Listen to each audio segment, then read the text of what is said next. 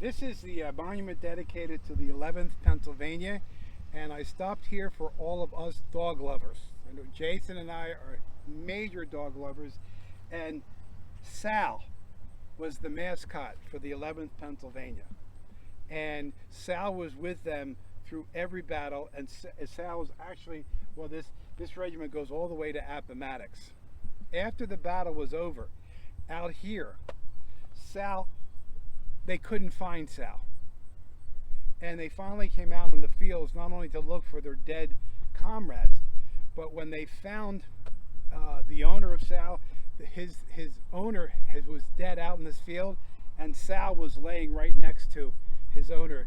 For 2 days after the battle, Sal did not leave his master.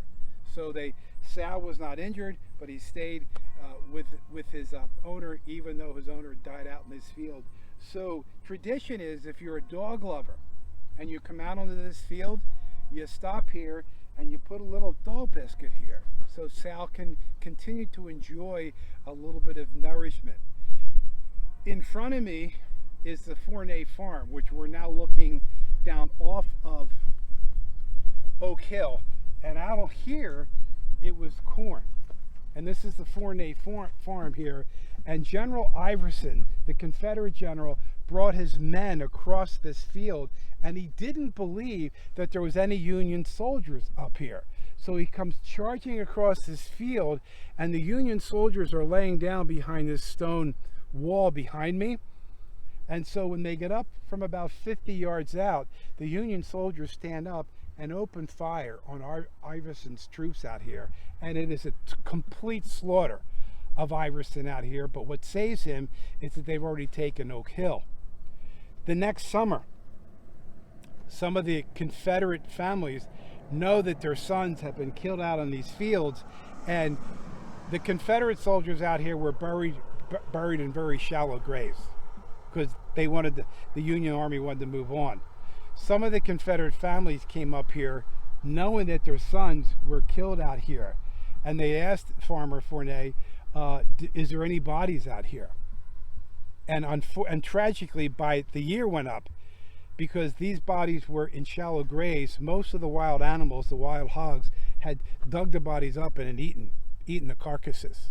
But Forney told the people, if you look out on this field and you see any corn that's about a foot higher than the rest of the corn, more than likely that's one of your sons that are buried out in this field. So we have to remember that as we look over this, we have to try to imagine the great carnage that took place out here.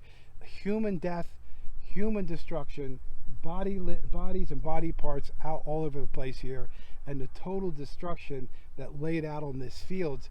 And even a year later, still trying to figure out really what happened here, and the bodies that were buried out here, particularly the Confederate bodies, because the Union soldiers were buried in the much deeper graves. So this is the Forney farm. General Iverson brings his men this way. He doesn't believe there's any Union soldiers over here. They're laying down behind that wall, and they get in close range, and then Iverson's men are just butchered out here on this field, which he has to retreat back, but they still take the line, they take the day.